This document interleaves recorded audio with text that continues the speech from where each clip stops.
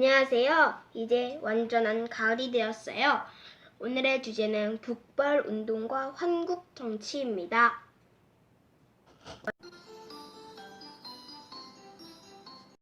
효종 때입니다. 효종은 청나라를 치려고 북벌 계획을 하고 있었어요. 북벌 계획을 세우고 있었어요. 이때 효종은 좋은 장수가 없어서 모든 장수들을 궁궐 안으로 오라고 하고 촉이 없는 화살을 쏴서 장수들의 반응을 보려고 했어요. 이게 조금 그냥 장수들을 시험하는 거죠. 이때 이완이라는 장군 빼고는 다 쓰러졌는데 이완 장군은 태연히 걸어와서 효종은 자신이 찾는 장군을 찾았다고 했어요. 여기서 왜 그냥 태연하게 걸어왔냐면요. 촉이 없었지만 다른 장수들은 진짜 화살인 줄 알고 다 쓰러졌는데 이원 장군은 무슨 일이 생겼나 해서 그 옷 안에 갑옷을 입고 와서 태연하게 걸어왔다고 했어요. 그러고 이원이 자신이 찾는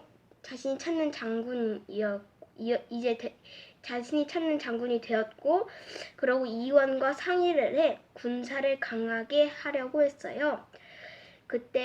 그래서 이원이 자신이 이런 강하게 하는 일을 맡겠다고 해서 군사들을 일을 맡겠다고 해서 이 효종은 이완을 곧 훈련대장에 임명했어요. 그래서 이완은 전국에서 900여 명의 건장한 무사들을 선발하였어요. 그래서 선발해왔어요. 이 청나라의 전사들이 어느 정도로 강했으면 이 정도까지 이완 장군이나 이런 장군을 뽑았냐면요. 이 청나라 군사의 모습을 보여드릴게요.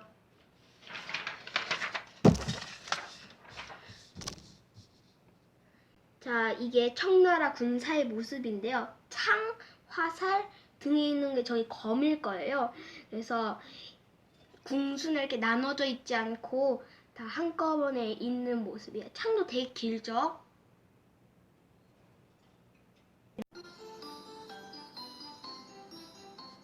이때 효종은 10만의 정예 군사를 만들어 북벌을 공격할 생각이었어요. 효종은 신하들에게 북벌 계획을 털어놓았는데 신하들은 10만의 군사를 먹이고 재우고 입히는 돈이 엄청나게 들어 국고에 돈이 없어진다고 반대했어요. 그러자 이 효종은 식무기를 개발할 생각을 했어요. 바로 임진왜란 때 일본이 있어서 엄청난 피해를 입은 조총을 개발하려고 했어요. 이 조총을 보여드릴게요. 이 조총도 종류가 많은데요.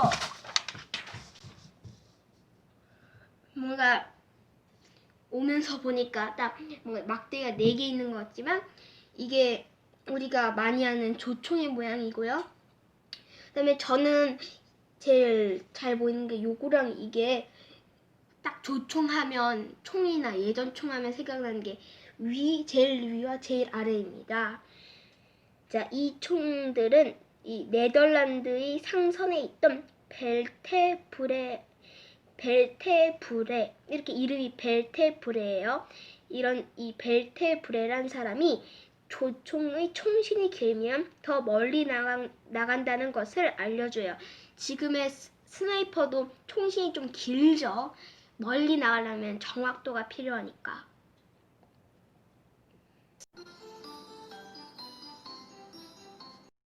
자, 여기서 이 청나라를 왜 공격하려고 하냐면요. 인조가 엄청난 굴욕을 당했죠. 하지만 이 청나라에서 러시아인들이 쳐들어와서 이 조총 부대에게 러시아인들을 물리쳐달라고 했어요. 그러자 효종은 조총 부대를 파견해 러시아인들을 물리치고 그 후 다시 러시아인들이 청나라를 침범하자 효종은 다시 조총 부대를 파견해 러시아인들은 거의 전멸하다시피 도망을 쳤어요.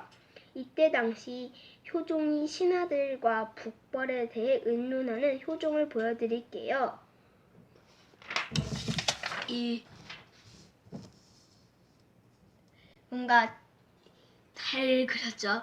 딱 봐도 어두운 데서 이렇게 의논을 하는 것 같은데 이 효종이 의자에 앉아서 이렇게 의논하는 모습입니다. 하지만 효종은 그 후 피를 토하며 쓰러지고 죽어요. 이 효종이 북벌 계획을 다 그 청나라에 치지 못하고 피를 토하면서 죽어요.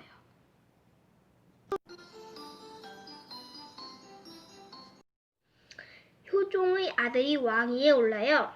그 왕이 현종이에요. 현종은 아버지 효종이 하고 싶었던 북벌 정책을 이어받으려 했지만 신하들이 청나라가 통일돼서 엄청 세졌다고 반대를 거세게 하자 북벌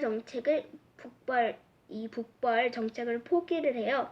이때 서인과 남인이라는 당들로 나뉘어져 있었어요. 당들은 이 서인과 남인은 상복이라는 가족이나 친척이 죽으면 입는 것으로 몇 년 입어야 하느냐로 싸워요.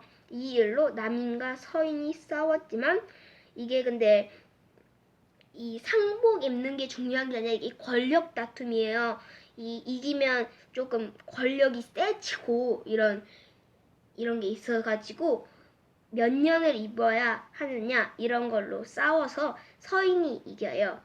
여기서 우리 조선 시대의 무관의 차림을 한 사람들이 우리 지금의 도시나 그런 데를 말을 타고 걷는 모습을 보여드릴게요.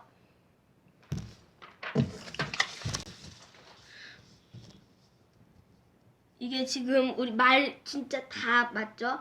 다른 옆에 길이나 그런 거 빼면 여기 아저씨들이 갑옷을 입고 말과 고삐랑 안장을 씌우고 걸어가는 모습이 있죠. 근데 이게 칼이나 그런 건 없죠. 위험하니까.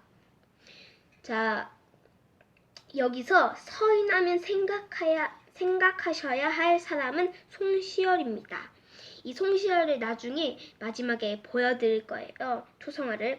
하지만 여기서 늙은 노장파와 젊은 학자들로 나뉘어요. 서인 안에서 원래는 이 남인과 서인이 싸우고 이 서인 안에서 분열이 일어나요. 젊은 학자는 소론, 늙은 노장파는 노론으로 갈려서 싸우고 있었어요. 이때 숙종의 아내가 죽자 인현왕후 민씨라는 왕비를 맞아요.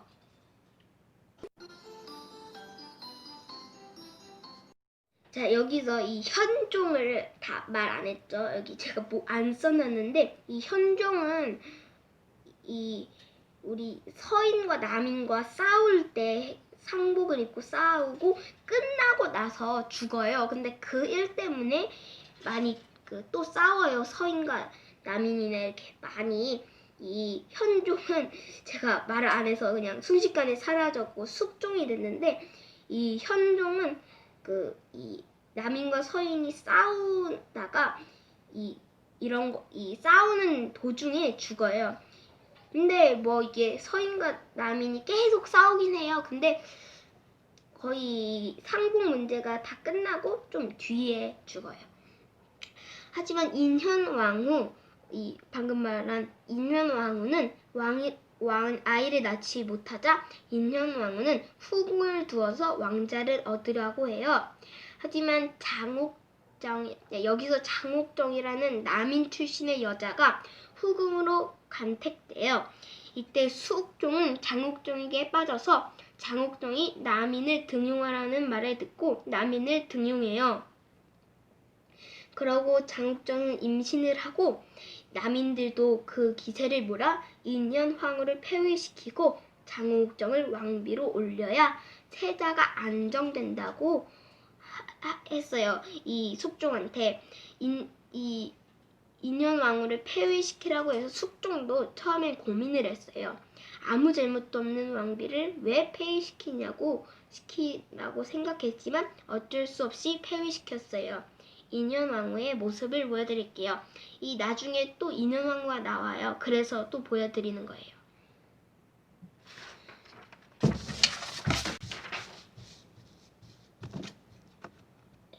조금 잘리긴 하는데 이게 인현왕후인데요. 이 인현왕후는 머리에 국모는 이렇게 좀 화려하게 꾸며져 있어서 뭔가 남자처럼 보일 수도 있는데 여자예요. 왕비여서. 이게 인현왕후 민씨의 사진입니다.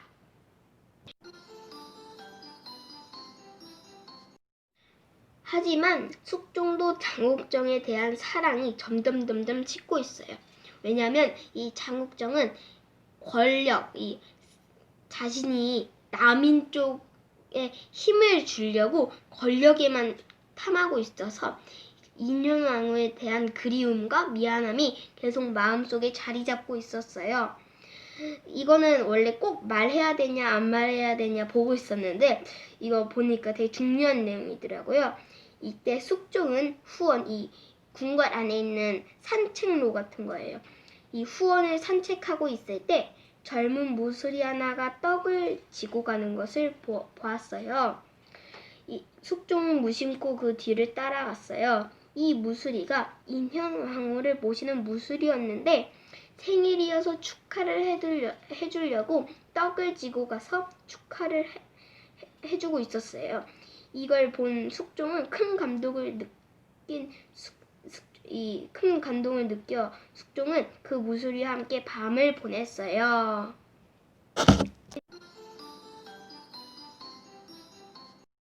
이걸 왜 말하냐면 지금 그 이유가 드러납니다. 그녀가 바로 훗날 영주의 생모인 숙빈 최씨였는데요. 이때 남인이 인현왕후를 죽이라고 해서 숙종은 장옥정이나 남인을 싫어해져 남인을 없애려고 인현왕후를 고생한다는 것을 말하면서 남인들을 숙청해요.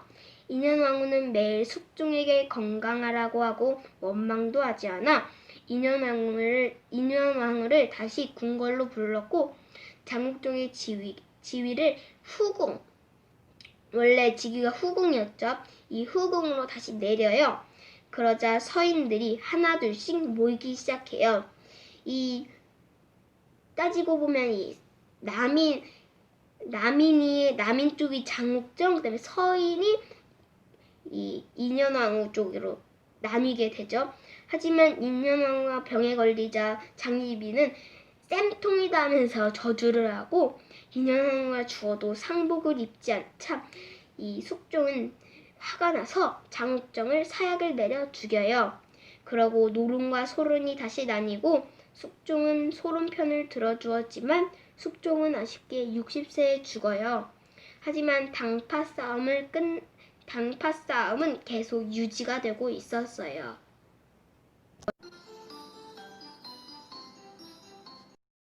이 숙종은 당파 싸움에 엄청나게 시달린 왕이에요. 왕비와 다른 왕비, 후궁이 이 장옥정이 후궁이었죠. 계속 이렇게 이 후궁이 당파 싸움에 끼어들어서 엄청 문제가 많이 일어나서 당파 싸움에 엄청 시달린 왕이에요. 지금까지 북벌운동과 한국 정치였습니다. 감사합니다.